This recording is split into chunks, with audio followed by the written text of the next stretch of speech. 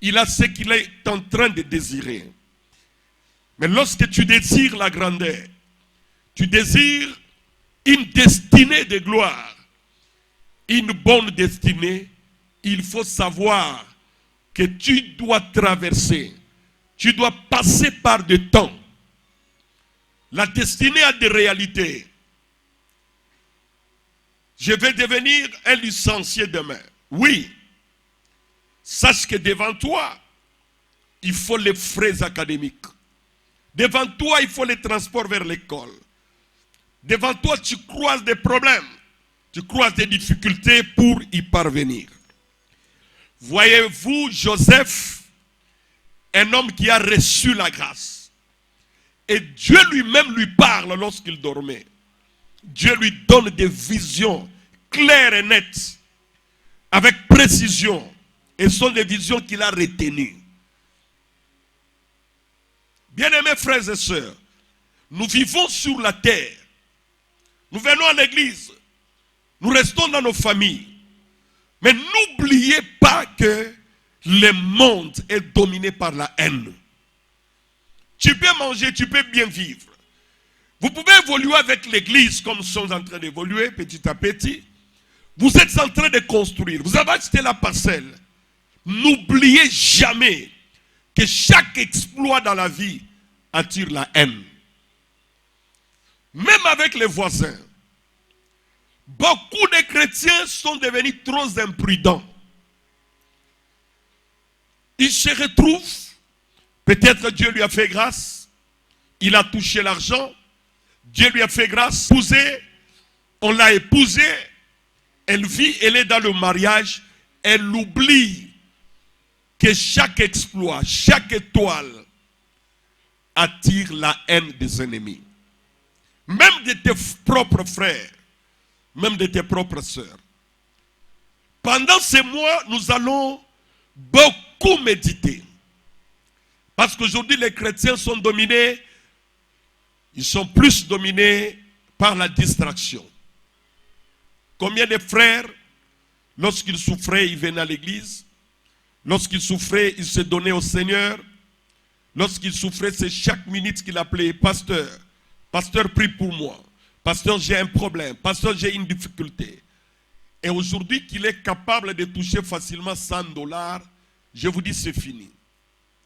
Aujourd'hui, qu'il est capable de rester dans sa propre parcelle, je vous dis que c'est fini.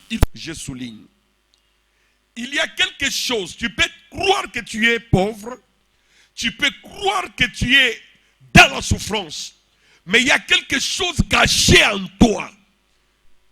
Il y a des promesses cachées en toi que toi tu ne vois pas, mais peut-être que le monde des ténèbres est en train de voir. Je souligne une chose, frère. Ne te crois pas mendiant. Ne te crois pas un homme qui doit souffrir jusqu'à la fin. En toi, il y a des potentialités spirituelles. Un jour, ça va sortir avec la grâce de Dieu. Celui qui a la révélation de ce qu'il est, il se protège. Il prie. Il s'attache au Seigneur. Lorsqu'ils l'ont vu, nous allons les tuer pour empêcher l'accomplissement de ses rêves. Pasteur, je souffre. J'aime même mourir. Il y a des gens comme ça. Une sœur m'a dit, pasteur, je ne vais pas continuer à vivre sur cette terre. J'ai besoin même de mourir parce que rien n'avance. Dans la vie, tu peux rester en distraction. On ne te tue pas, tu vis, mais tu vis dans la citerne. Tu es en train de vivre, mais dans la citerne, des blocages sur blocages. J'aime la Bible résout tout. La Bible nous demande de prier sans cesse. Dites amen très fort. La vie normale d'un victorieux, c'est la vie de prière sans cesse. En prenant l'alcool, en prenant la bière, en buvant. L'ivrognerie marche avec l'impudicité. C'est très rare un ivrogne qui ne se prostitue pas. Faites vos mains comme ça. C'est en train de s'installer dans beaucoup de frères et cela accompagné par l'orgueil.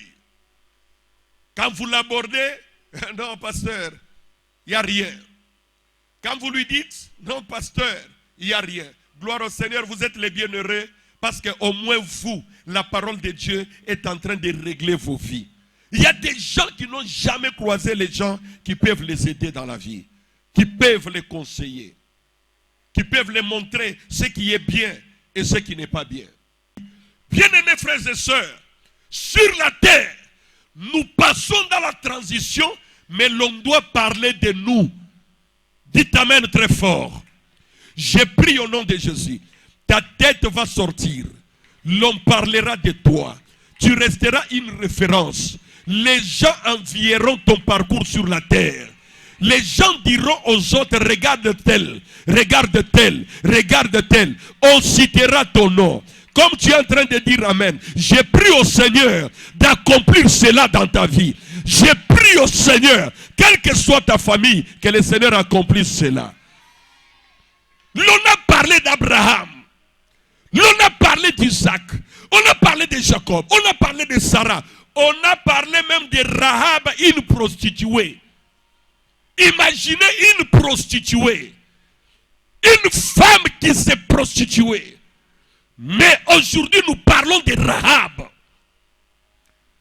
Elle a laissé des traces dans la Bible. Elle a reçu les espions. Elle est restée avec les espions. Elle a sauvé les espions. Même dans la généalogie de Jésus, on parle de Rahab.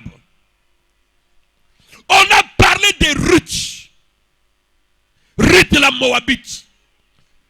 Une femme qui est restée, qui avait perdu d'espoir sur la terre.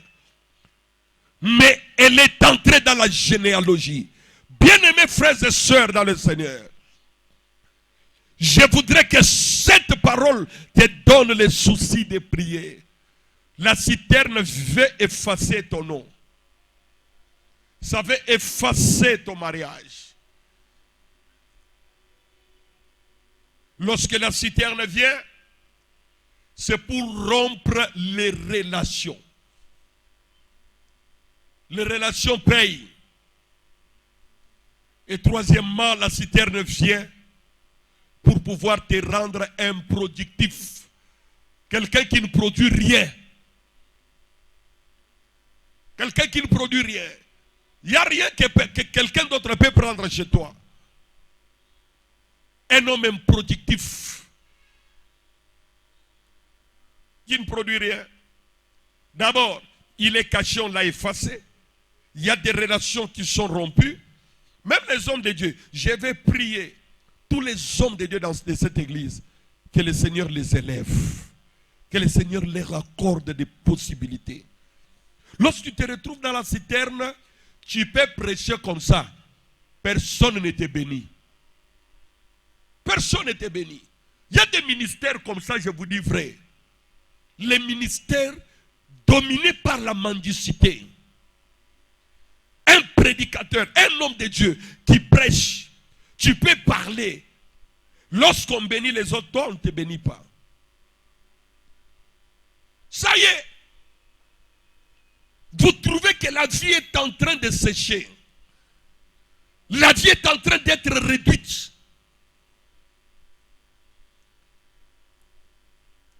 Je voudrais ce soir qu'on puisse pleurer devant le Seigneur.